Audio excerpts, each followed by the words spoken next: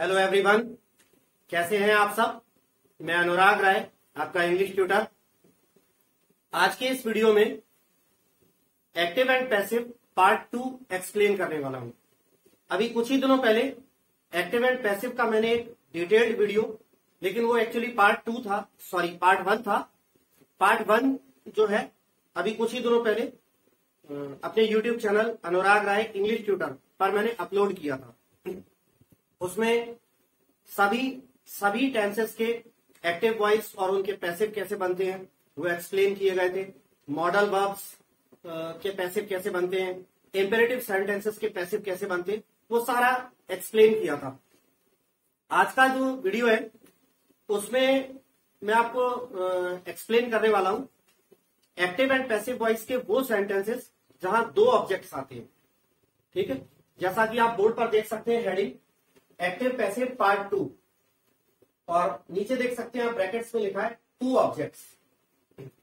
तो active passive के वो सेंटेंसेस जिनमें 2 ऑब्जेक्ट्स होते हैं। इसको मैंने चाहता तो इस वाले पार्ट को भी वो एक्टिव पैसिव का जो फर्स्ट पार्ट था उसके साथ ही बना देता, पर फिर क्या होता, वीडियो बहुत लंबा हो जाता। वो फर्स्ट पार्ट का जो वीडियो था वो ही ऑलरेडी 56 मिनट का वीडियो है, और आप लोग जानते हैं इतने लेंथी वीडियोस जो हैं स्टूडेंट्स जनरली देखते नहीं है। तो वो 56 मिनट का पहला वीडियो है, उसमें काफी डिटेल में सभी टेंसेस के एक्टिव पैसिव समझाए गए हैं। यहां पर अपन बात करेंगे केवल उन सेंटेंसेस की जिनमें 2 ऑब्जेक्ट्स होते हैं। अब मैं आपसे यहां पर ये जानना चाहूंगा, क्या आपने कभी पहले पढ़ा है, सुना है या देखा है, या आपको किसी टीचर ने पहले पढ़ाया है कि सेंटेंसेस में 2 ऑब्जेक्ट्स भी होते हैं, हो सकते हैं, और अगर 2 ऑब्जेक्ट्स हैं तो फिर उनके पैसिव कैसे बनते हैं। चलिए, यदि आपको किसी ने नहीं पढ़ाया या आपने पहले नहीं पढ़ा, नहीं देखा, तो कोई बात नहीं। पढ़ा है, देखा है तो बहुत अच्छी बात है। नहीं पढ़ा तो आइए आप यहां समझते हैं। यहां पर आप बोर्ड पर 2 सेंटेंसेस देख सकते हैं, दोनों ही एक्टिव वॉइस के हैं। फर्स्ट सेंटेंस लिखा है I gave him a pen. ये गिव की सेकंड फॉर्म गेव है, पास्ट इंडेफिनिट टेंस है। I gave him a pen. और सेकंड सेंटेंस है I gave a pen to him. यहां पर मैं इन दोनों की हिंदी भी लिखना चाहूंगा। पहले I gave him a pen की हिंदी होती है मैंने उसे एक पेन दिया।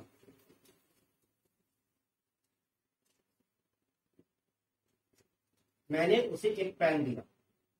और सेकंड सेंटेंस जो है I gave a pen to him, इसकी हिंदी होती है मैंने एक पेन उसे दिया।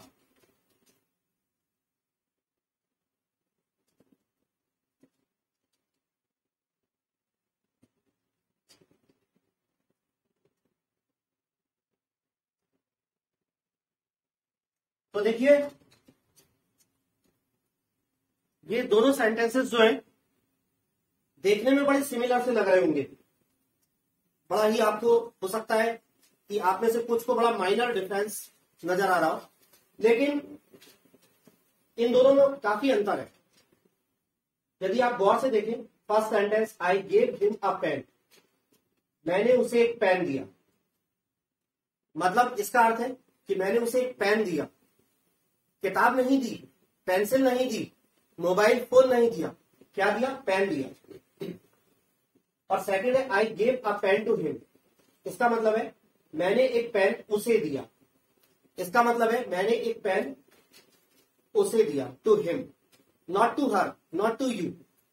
उसे नहीं दिया, उन्हें नहीं दिया, तुम्हें नहीं दिया, मोहन को नहीं दिया, सोहन को नहीं दिया। किसे दिया? हिम, उसे दिया। तो इन दोनों में काफी अंतर है। अब आ जाते हैं 2 ऑब्जेक्ट्स वाली जहां बात आती है। तो पहले वीडियो में मैं आपको समझा चुका हूं कि सब्जेक्ट क्या होता है, वर्ब क्या होता है, ऑब्जेक्ट क्या होता है। यहां दोबारा से बहुत शॉर्ट में समझा देता हूं। वर्ब का मतलब होता है कोई भी क्रिया या काम, कोई एक्शन, कोई ऐसा शब्द जिससे कोई काम होना पता चलता हो। तो आई गेव, यहां आप गौर से देखें, गेव, गेव जो है गिव की सेकंड फॉर्म है। गिव मतलब देना। तो देना एक क्रिया होता है। जैसे सपोज कीजिए मेरे हाथ में भी एक डस्टर है और मैं ये आपको दूं कि लीजिए ये डस्टर, मैं आपको डस्टर दे रहा हूं। तो देना देना एक वर्ब है। अब वर्ब जिस पर की जाती है वो ऑब्जेक्ट होता है। आई गिव, मैंने दिया। अब देने का काम किस पे किया? हिम पर, तो ये हिम ऑब्जेक्ट है क्योंकि इस पर देने का काम हुआ। लेकिन अ पेन को भी दिया, I gave him a pen, मैंने उसे एक पेन दिया। तो हिम पर भी देने की वर्ब जो है वो हिम पर भी हुई है और अ पेन पर भी हुई है, पेन को भी दिया गया। तो ये दोनों ऑब्जेक्ट्स हैं, ठीक है।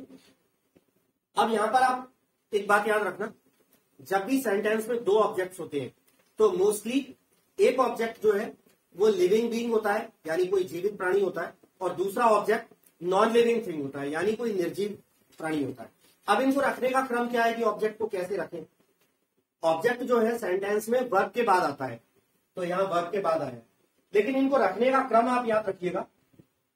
यदि लिविंग बीइंग वाला ऑब्जेक्ट पहले रखा जाता है, जीवित प्राणी वाला ऑब्जेक्ट पहले रखा जाता है, तो नॉन लिविंग थिंग वाला ऑब्जेक्ट, निर्जीव वस्तु वाला ऑब्जेक्ट उसके तुरंत बाद आ जाता है। जैसे यहां पर आया हिम के तुरंत बाद a pen, I gave him a pen, तो हिम के तुरंत बाद पेन आ गया। मतलब जीवित प्राणी वाला ऑब्जेक्ट पहले है तो निर्जीव वस्तु वाला ऑब्जेक्ट उसके तुरंत बाद आ जाता है। परंतु यदि आप इनकी जो प्लेसेस को चेंज करते हैं, यानी अ पेन को यहां लाते हैं और हिम को यहां लाते हैं, तो फिर क्या होता है? प्रेपोजिशन टू या फॉर का प्रयोग करना पड़ेगा। अब यहां पर बात आती है, सेकंड नंबर एग्जांपल में हमने वही किया है, I gave a pen to him. तो दूसरी बात आप ये याद रखना, अगर नॉन लिविंग थिंग वाला ऑब्जेक्ट अ पेन, जैसे इसमें नॉन लिविंग थिंग वाला ऑब्जेक्ट यदि हम पहले लेते हैं तो लिविंग बीइंग वाला ऑब्जेक्ट जो है उसके तुरंत बाद नहीं आता, उसके बाद प्रेपोजिशन टू या फॉर लगता है। अब एक और प्रश्न खड़ा होता है, कब टू लगता है, कब फॉर लगता है? तो उसके लिए मैं आपको यहां पर एक शॉर्ट में वो बता देता हूं। जब जब वर्ब्स में जैसे give, award, teach, tell, offer, show,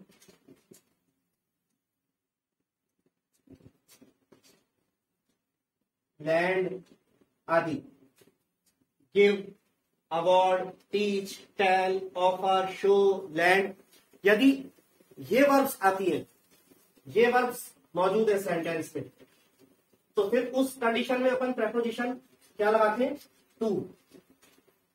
यदि नॉन लिविंग थिंग वाला ऑब्जेक्ट पहले लिया है और लिविंग बीइंग वाला ऑब्जेक्ट बाद में लिया है, तो टू कब कब लगेगा?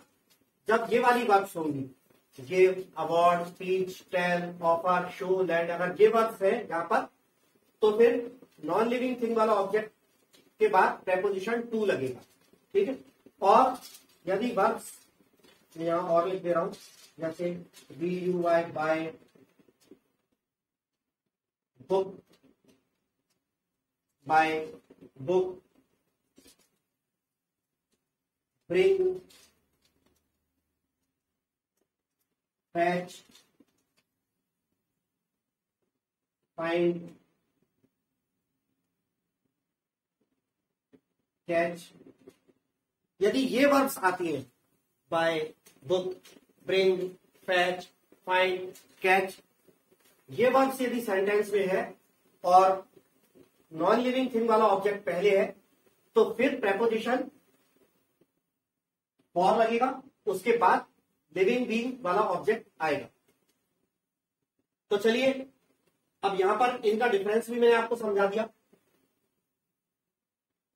जो ऑब्जेक्ट पीछे आता है, बाद में आता है, जो ऑब्जेक्ट बाद में आता है उस पर जोर दिया जाता है सेंटेंस में।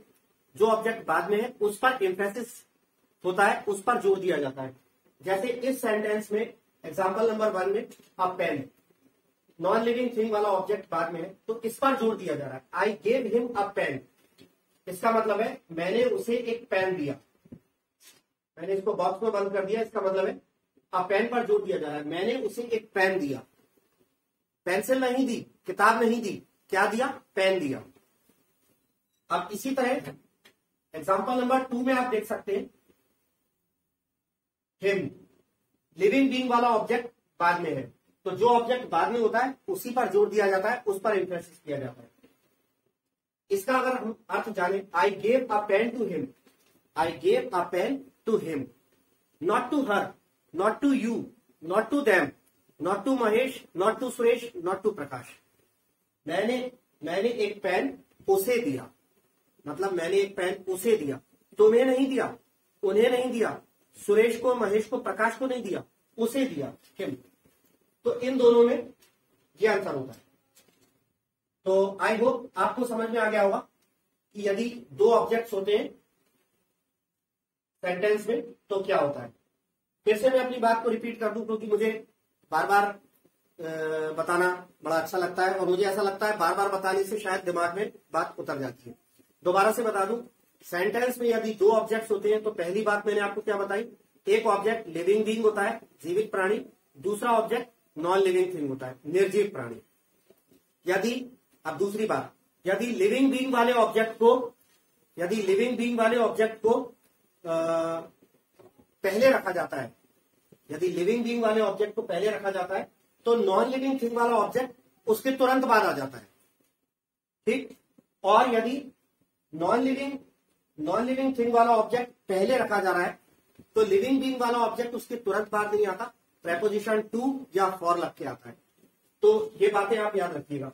अब आइए, यदि दो ऑब्जेक्ट्स हैं तो फिर इनके पैसिव कैसे बनेंगे, उसके लिए बहुत छोटी सी बात आपको याद रखनी पड़ेगी। अब यहां से मैं ये बॉक्स में जो बंद किया था इनको भी थोड़ा सा, ये बॉक्स को रिमूव कर दे रहा हूं इस तरीके से, और यहां भी। अब पैसिव बनाने की जहां बात आती है तो आपको एक छोटा सा रूल क्या याद रखना है, सेंटेंस में जो ऑब्जेक्ट पहले दिया है उसको हम बाहर निकालेंगे, क्योंकि अभी तक आप एक्टिव से पैसिव करते आए तो आपने हर बार यही किया है कि ऑब्जेक्ट को आप बाहर ले आते, आगे ऑब्जेक्ट को आगे ले आते, बाय और सब्जेक्ट को पीछे ले जाते, है ना। तो चलिए पैसिव करते हैं इन दोनों की।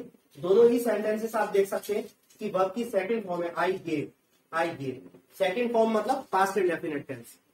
पास्ट इंडेफिनिट टेंस का पैसिव कैसे बनता है, हेल्पिंग वर्ब वाज या वर को लेना पड़ेगा, और साथ में वर्ब की थर्ड फॉर्म तो हमेशा रहती ही है पैसिव में। और एक कॉमन बात आपको पता ही है, ऑब्जेक्ट को आगे ले जाते हैं, बाय और सब्जेक्ट पीछे आ जाता है। पर यहां पे प्रश्न ये उठता है कि यहां पर तो दो ऑब्जेक्ट्स हैं, एक हिम और अ पेन, इसमें भी अ पेन और हिम दो ऑब्जेक्ट्स हैं।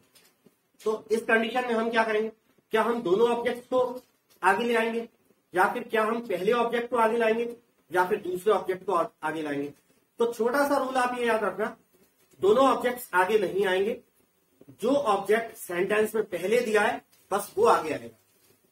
तो इस नियम के आधार पर यदि हम एग्जांपल नंबर 1 को पैसे में कन्वर्ट करते हैं तो हिम, ये ऑब्जेक्ट पहले दिया है तो हम इसे बाहर लाएंगे। जब हिम बाहर आएगा तो सब्जेक्टिव रूप ही में परिवर्तित हो जाएगा। तो इसका पैसिव कैसे बनेगा, ही आगे आ जाएगा। He was given a pen by me. He was given a pen by me. अब आते हैं एग्जाम्पल नंबर 2 पर। इसमें लिखा है I gave a pen to him. तो इसमें अ पेन जो है नॉन लिविंग थिंग वाला ऑब्जेक्ट वो पहले, तो जब हम इसका पैसे बनाएंगे तो आप पेन को बाहर ले लेंगे।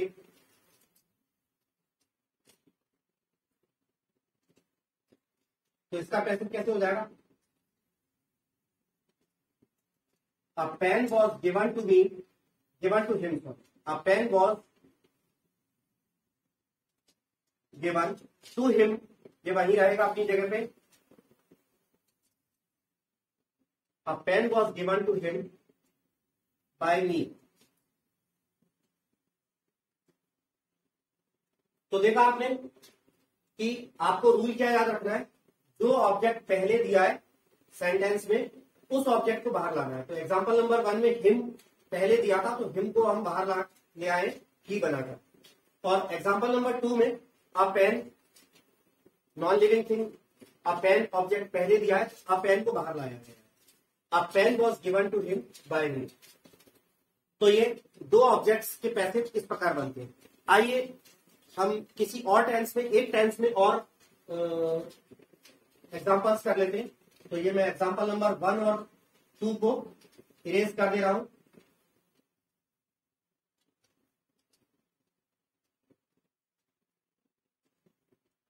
और अब इनकी जगह पे मैं एग्जांपल नंबर 3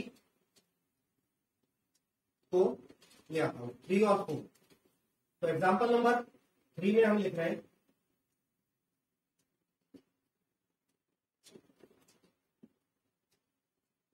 एग्जाम्पल नंबर 3 और 4 में हम जो है यहां से वर्ब्स ले लेते हैं, buy, book, bring, fetch, find, catch आदि। जब ये वाली वर्ब्स होती है और 2 ऑब्जेक्ट होते हैं और नॉन लिविंग थिंग वाला ऑब्जेक्ट पहले आता है, तो फिर फॉर लगता है प्रेपोजिशन, उसके बाद लिविंग बीइंग वाला ऑब्जेक्ट आता है। तो चलिए बाय, BUY बाय मतलब खरीदना, इसको ले लेता हूं। तो एग्जाम्पल नंबर 3 में लिख देता हूं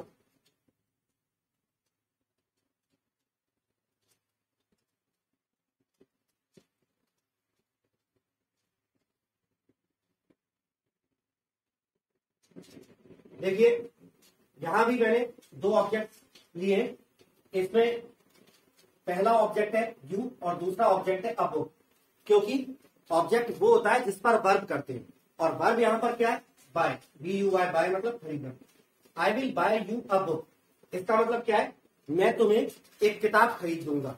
तो खरीदने का काम किस पर करूंगा, तुमको खरीद करके दे दूंगा। तो बाय मतलब खरीद के देना, खरीद देना। I will buy you a book, इस सेंटेंस में बाय का अर्थ है खरीद के दे देना, खरीद देना। मैं तुम्हें एक किताब दिला दूंगा, एक्चुअली ये भी अर्थ है, दिला देना भी अर्थ है, यानी खरीद कर दिला देना। I will buy you a book का मतलब है मैं तुम्हें एक किताब दिला दूंगा। तो दिलाने का काम, खरीद करके दिलाने का काम किस पर होगा, यू पर होगा, और अ बुक पर भी होगा। तो यहां भी 2 ऑब्जेक्ट्स हैं, एक ऑब्जेक्ट लिविंग बीइंग है। जब लिविंग बीइंग वाला ऑब्जेक्ट पहले आता है तो नॉन लिविंग थिंग वाला ऑब्जेक्ट उसके तुरंत बाद आता है। लेकिन यदि हम इसको ऑब्जेक्ट्स का क्रम बदलें, अब बुक को यहां लाएं और यू को पीछे ले जाएं, तो फिर यहां पर प्रेपोजिशन फॉर लगेगी। तो इसको अगर हम बदलें तो हो जाएगा I will buy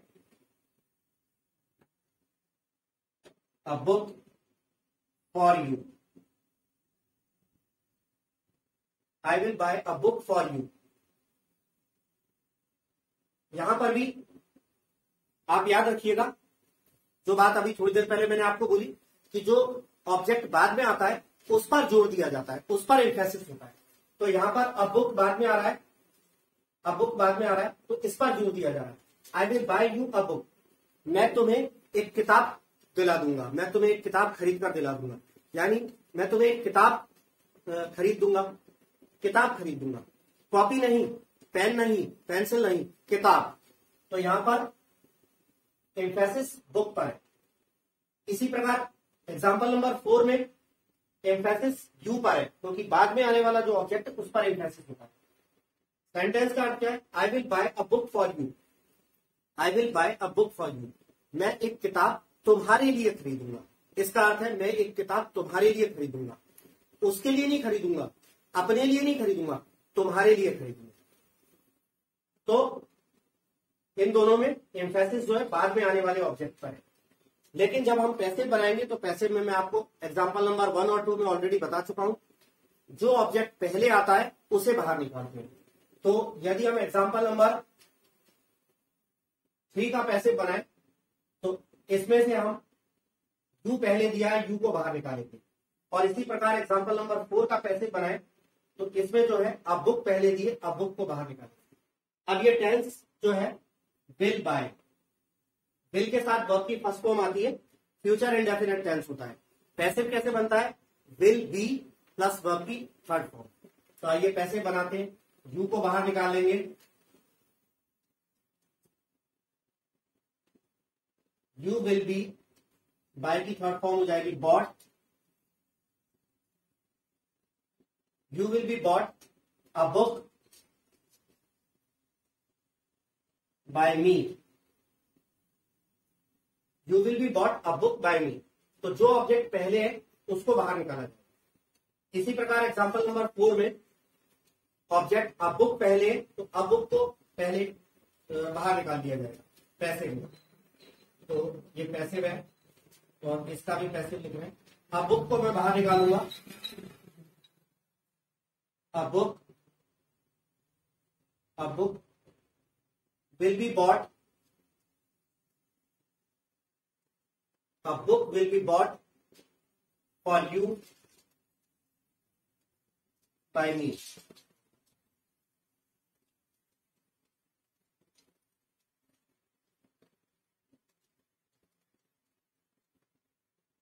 A book will be bought for you by me.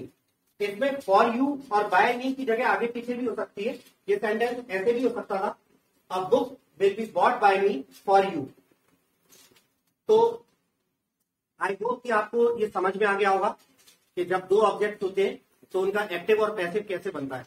बहुत शॉर्ट में एकदम क्विक रिवीजन के चलते मैं आपको फिर से बता देता हूं। आप याद रखिएगा, जब भी किसी सेंटेंस में दो ऑब्जेक्ट्स होते हैं तो पहली बात क्या होती है कि एक ऑब्जेक्ट लिविंग बीइंग यानी जीवित प्राणी होता है, दूसरा ऑब्जेक्ट नॉन लिविंग थिंग यानी निर्जीव वस्तु होता है। दूसरी बात यदि लिविंग बीइंग वाले ऑब्जेक्ट को पहले रखा जाता है तो नॉन लिविंग थिंग वाला ऑब्जेक्ट उसके तुरंत बाद आ जाता है, परंतु यदि नॉन लिविंग थिंग वाला ऑब्जेक्ट पहले रखा जा रहा है तो फिर प्रेपोजिशन टू या फॉर लगने के बाद लिविंग बीइंग वाला ऑब्जेक्ट आता है।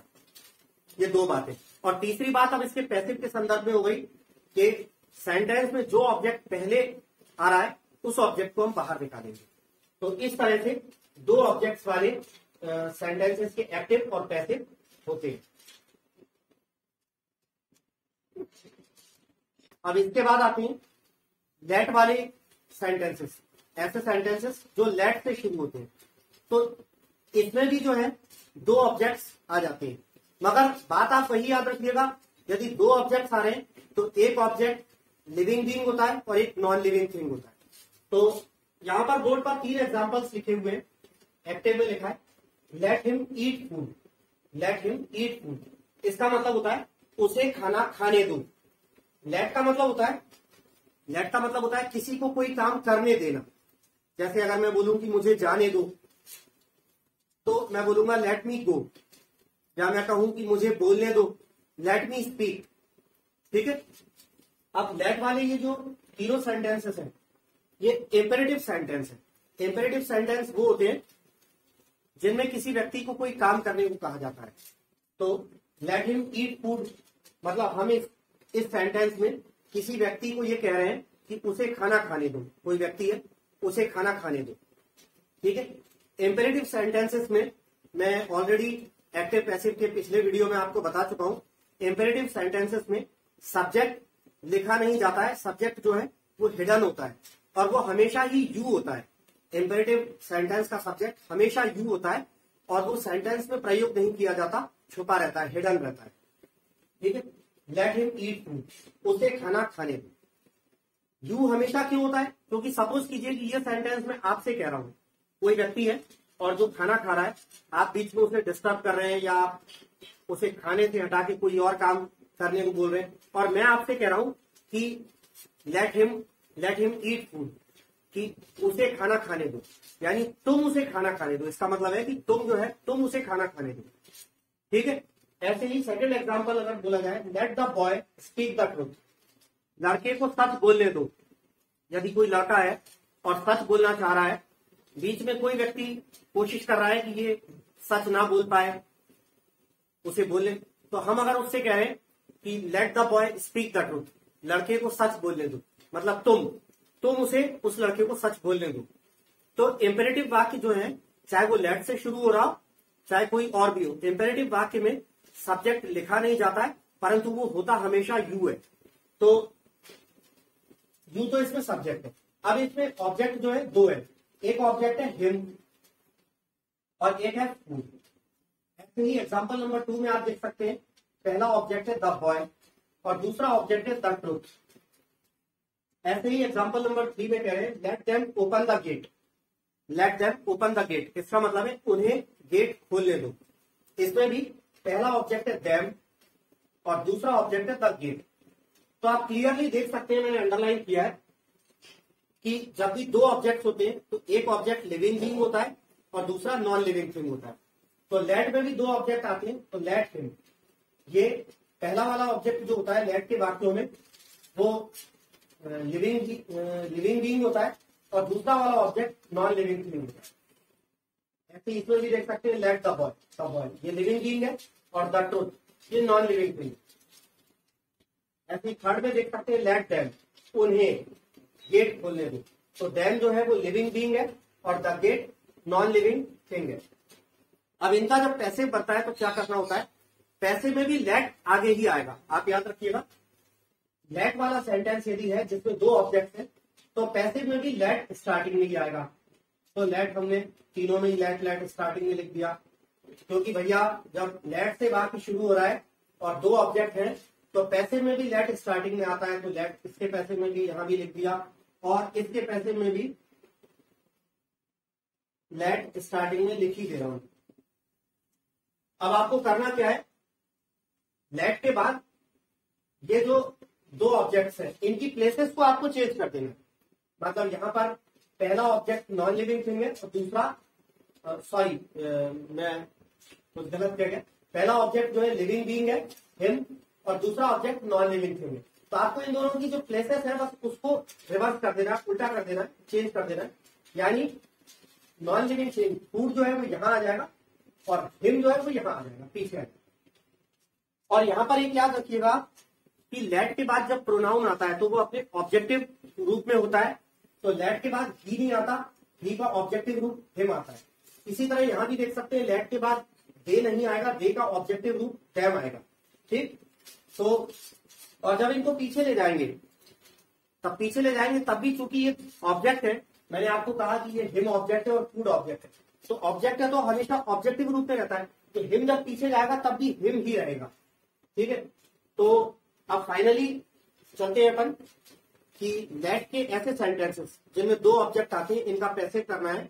तो पैसिव कैसे होगा, लेट को स्टार्टिंग में लिखा जाएगा और ये दोनों ऑब्जेक्ट्स की जगह चेंज कर देंगे हम, लेट फूड। अब आपको क्या करना है, बी लगाना है, बी और वर्ब की थर्ड फॉर्म करनी है। लेट फूड बी ईटन, ईट की थर्ड फॉर्म ईटन, और पीछे बाय हिम। इस तरह से हमको इसका पैसिव बनाना है। ठीक है, लेट स्टार्टिंग में ही रहेगा, पीछे वाला ऑब्जेक्ट आगे आ जाएगा, बी लगेगा, वर्ब की थर्ड फॉर्म होगी और बाय लग के सब्जेक्ट आता है ये, लेकिन एक्चुअली ये सब्जेक्ट यहाँ पे ऑब्जेक्टिव रूप है। Let food be eaten by him.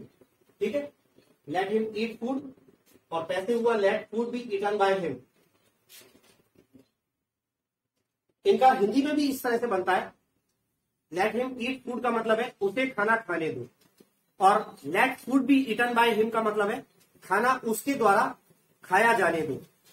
तो चलिए आइए अब सेकेंड नंबर एग्जांपल को ले लेते हैं, let the boy speak the truth. इसमें भी आपको वही करना है, लेट को आगे लेना है और लेट स्टार्टिंग में रहेगा और इन दोनों ऑब्जेक्ट्स द बॉय और द ट्रूथ इनकी जगह चेंज कर देनी है। द ट्रूथ हमारा यहां पर आ जाएगा इस जगह, लेट द ट्रूथ।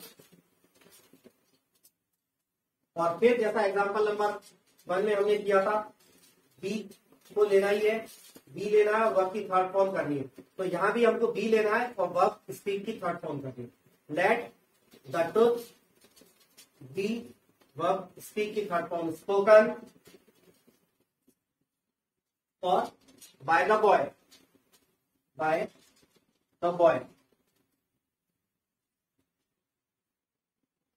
तो जैसा हमने एग्जांपल नंबर 1 में किया, लेट लिखा, पीछे वाला ऑब्जेक्ट आगे ले आए, बी और वर्ब की थर्ड फॉर्म करी, फिर बाय और आगे वाला ऑब्जेक्ट पीछे।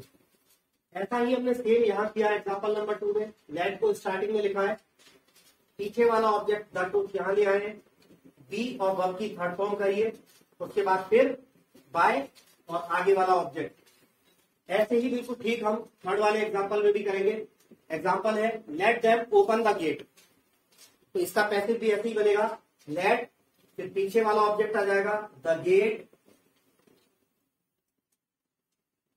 लेट द गेट, फिर वही होगा, बी लगेगा और वर्ब की थर्ड फॉर्म होगा तो ओपन की थर्ड फॉर्म ओपन्ड, उसके बाद बाय और आगे वाला object by them. Example number 3 आप देख सकते हैं, let them open the gate.